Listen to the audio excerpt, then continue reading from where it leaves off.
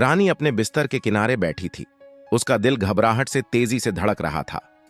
आज उसके नए घर की रसोई में उसका पहला दिन था। उसके पति का घर, जिसे अब उसे अपना कहना था। उसके कंधों पर उम्मीदों का भार था और उसे लग रहा था कि यह सिर्फ एक खाना पकाने की बात नहीं है, यह एक परंपरा थी जो एक बहू की उसके नए परिवार में भूमिका और स्थान को दर्शाती थी। रानी उत्तर प्रदेश के एक छोटे से गांव में पली बढ़ी थी। उनका परिवार संपन्न नहीं था, लेकिन उनके अपने रीति रिवाज और मूल्य थे। उनकी मां के घर में रसोई हमेशा उनकी मां का क्षेत्र रहा था। हालांकि रानी ने कभी कभी उनकी मदद की थी, लेकिन उसे कभी पूरे भोजन की जिम्मेदारी नहीं दी गई थी। उसकी मां ने उसे कई बार बताया था कि जब वह शादी कर लेगी तो उसके ससुराल में पकाया गया पहला भोजन ही उसके संबंधों की नींव रखेगा। यह एक विचार था जो अब उसके मन में बेचैनी से गूंज रहा था।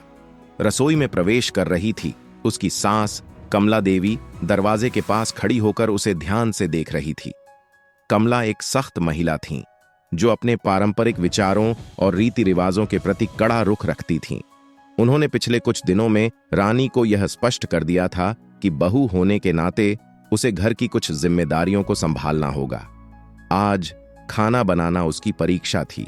बेटा, ये मत भूलना कि तुम्हारे ससुर को तीखी दाल पसंद है, उसमें हरी मिर्च ज्यादा डालना, कमला ने अपने सख्त लहजे में कहा। और हां, रोटियां नरम होनी चाहिए, वो चमड़े जैसी नहीं होनी चाहिए। रानी ने सिर हिलाया, अपने भीतर की घबराहट को निगलते हुए। उसने कभी रोटियां नहीं बनाई थीं, लेकिन उसने अपनी मां को उन्हें बनाते हुए अनगिनत बार देखा था। यकीनन यह इतना मुश्किल नहीं हो सकता। उसने सावधानी पूर्वक सामग्री इकट्ठी की, आटा, पानी, सब्जियां, दाल और मसाले। इस दौरान वह कमला की नजरें अपनी पीठ पर महसूस कर रही थीं। उसके हाथ कांप रहे थे जब उसने आटा गूंथना शुरू किया। रसोई बहुत गर्म लग रही थी और कोने में लगी छोटी खिड़की से थोड़ी भी राहत नहीं मिल रही थी। जैसे जैसे वह काम कर रही थी, उसके विचार अपनी मां की ओर भटक गए। वह उसकी आरामदायक उपस्थिति को बहुत याद कर रही थी, उसकी कोमल आवाज जो इस समय उसे सांत्वना देती। उसके दिल में रानी चाहती थी कि वह अपने माता पिता के घर वापस चली जाए, जहां उसे हर कदम पर आंका नहीं जाता था, जहां गलतियों को मुस्कान के साथ माफ कर दिया जाता था। यहां उसके पति के घर में एक गलती का लंबे समय तक असर रह सकता था। आटा गूंथने के बाद रानी दाल बनाने के लिए चूल्हे पर आई। उसने दाल के साथ पानी और कुछ मसाले डाल दिए, लेकिन जब उसने हरी मिर्च उठाई तो वह झिझक गई। उसके हाथ अब भी कांप रहे थे। अचानक एक विचार उसके मन में आया। क्या होगा अगर उसने ज्यादा मिर्च डाल दी और दाल खराब हो गई?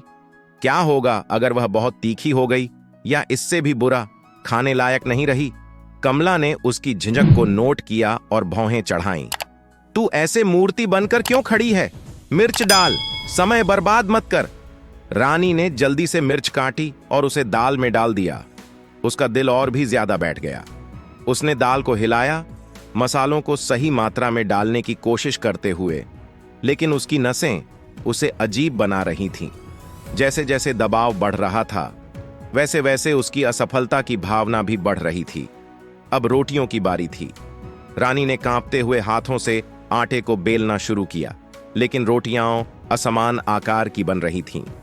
कुछ बहुत मोटी थीं तो कुछ बहुत पतली। उसका दिल भारी हो गया जब उसने उन्हें गर्म तवे पर रखा। वे फूल नहीं रही थीं जैसे उन्हें फूलना चाहिए था। इसके बजाय वे छपटी और सख्त बन गईं, बिल्कुल वैसी ही जैसे कमला ने चेतावनी दी थी। उसका पेट डर से मरोड़ खाने लगा। कमला पास आई और रोटियों का निरीक्षण किया। उनका चेहरा कसैला हो गया। ये रोटियां क्या हैं रानी? क्या तेरी मां ने तुझे रोटियां बनाना नहीं सिखाया? देख तो, ये पत्थर जैसी सख्त हैं। रानी ने अपने होंठ काटे, आंसू रोकते हुए। उसके पसीने से भीगे हाथ अब रोटियां सही से बना नहीं पा रहे थे। उसे लगा जैसे उसने अपने नए परिवार में पहली परीक्षा में असफलता पा ली हो। शर्म की लहर ने उसे घेर लिया। खाना आखिरकार तैयार हो गया। हालांकि रानी जानती थी कि यह परफेक्ट नहीं था। जब परिवार खाने बैठा तो रानी उनकी प्रतिक्रियाओं का बेसब्री से इंतजार करने लगी। उसके ससुर, जो अब तक ज्यादातर शांत थे, ने रोटी का एक टुकड़ा तोड़ा और उनका चेहरा तुरंत असंतोष से मुरझा गया। उन्होंने कमला की ओर देखा, जिन्होंने सिर हिलाकर नाखुशी जताई। दाल बहुत तीखी है, उसके ससुर ने शिकायत की। और ये रोटियां, कमला, ये क्या है? किसी ने इसे ठीक से सिखाया नहीं क्या? कमला ने नाटकीय ढंग से सिर हिलाया, जैसे रानी की असफलता उनकी व्यक्तिगत बेइज्जती हो। लगता है नहीं जी, इसे सीखना पड़ेगा, लेकिन आज का खाना तो बस खाने लायक ही है। उन शब्दों ने रानी के चेहरे पर एक तमाचे की तरह चोट की। वह गायब हो जाना चाहती थी, उन आलोचनात्मक नजरों और निराशा भरी आवाजों से दूर भाग जाना चाहती थी।